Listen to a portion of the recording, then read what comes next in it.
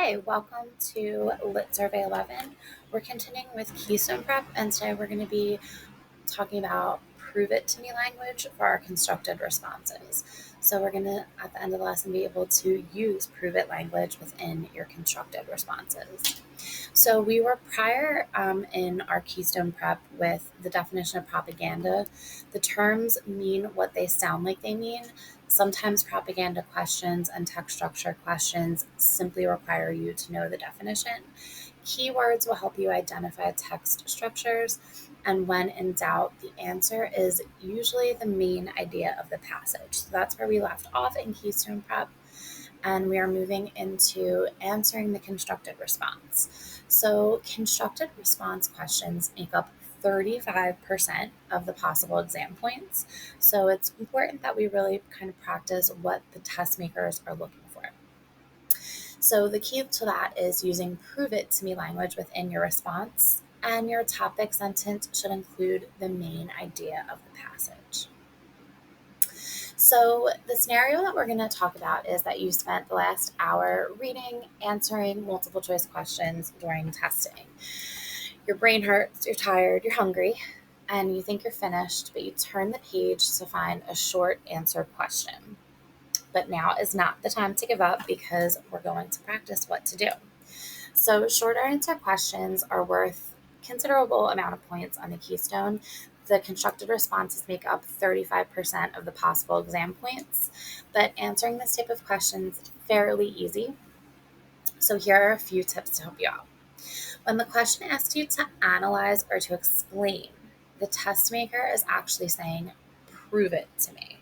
Okay. So, nearly every question is asking you to connect the main point or theme of the passage to a literary concept that you've just practiced in our previous keys. So, if you're unsure of the main idea, remember that it's most likely already been identified in your multiple choice questions. So, we're going to look at some scoring using the Keystone exam graders for our possible points. So, for constructed response section, the good news is that the test graders are looking for the same things in every response. And once you learn what those are, you'll know how to respond for when you write on your test. So, we're going to think about this question, which is why you believe that pizza is a nutritional snack. So, on the next 4 pages are constructed responses to this prompt.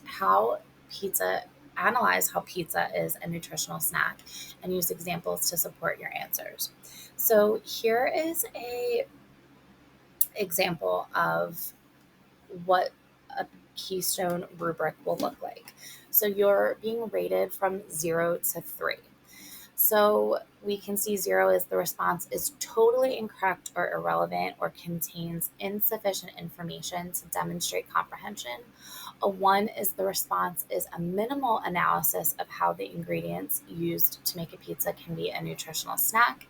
The response includes little or no information about the nutrition of the pizza. A 2 is that the response is a partial analysis of how the ingredients used to make a pizza can be a healthy and nutritional snack. The explanation may contain some inaccuracies. And to get a 3, the response is a clear, complete, and accurate analysis of how the ingredients used to make a pizza can be a nutritional snack. So you'll be rated on a 0 through 3 scale. So, what we're going to do is we're going to look at the following examples.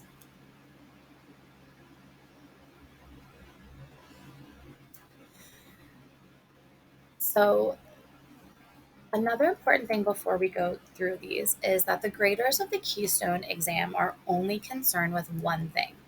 Can you fully answer the question by explaining or analyzing? Basically, can you prove a point based on what you've read? They're not grading your ability to write in a sophisticated manner.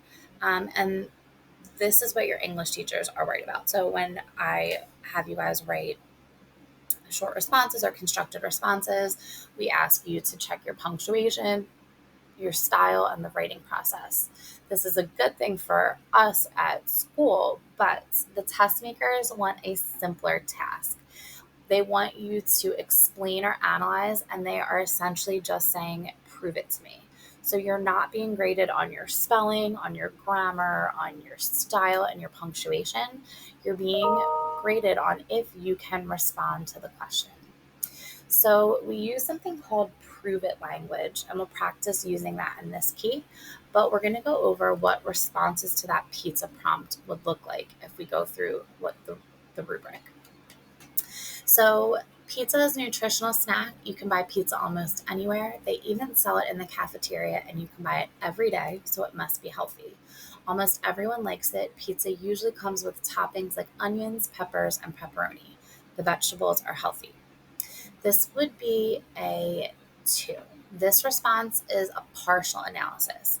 It provides one clear example with an explanation, and it also gives some fuzzy example with the explanation. So that would be a 2. This response says on 4, many people enjoy eating pizza. However, many people do not realize that pizza is also a highly nutritional snack. One reason pizza is nutritional is the fact that it is made with tomatoes. According to many scientists, tomatoes help to fight cancer. In addition, pizza is topped with delicious cheese, which contains vitamin D that promotes strong bones and teeth. Even though pizza is made with dough, a carbohydrate, it is still healthy because people need carbohydrates for energy. Therefore, pizza is a delicious snack with many health benefits. This response is not written as this used tons of prove it to me language. So this is not as well written as response 2, but it uses the prove it to me language, and it explained 3 reasons why pizza is nutritional. So it fully answers the question, thus it scores a 3. So remember, they're looking for a full, complete prove it to me answer. So not being graded on those things like grammar and spelling and punctuation. So a rubric is a map to score 100% on writing assignment. Ignoring the rubric is like getting in the car to go to a beach without any directions. If you're lucky, you might eventually get there, but you would have wasted lots of time and lots of gas. If you don't use the rubric for the writing assignment, you would also have wasted lots of time and lots of energy. So this is an important thing to remember is to use a 3-point response, which is 3 examples and 3 explanations. Explanations should include prove it to me language. This is a list of the prove it to me language. So and so fits the description for several reasons. One reason, the second reason, the third reason. One way, the second way, the third way. First, second, third, the author did this by, although, rather than, regardless of, since, so that, the fact that, therefore, which shows, according to, as a result, because, despite, even if, even though, however, in addition, in particular, in spite of, and nevertheless. I think it's always a good idea to have 5 of these phrases in your pocket, and you should be pulling at least 3 of them in each of your responses to have a 3-point response.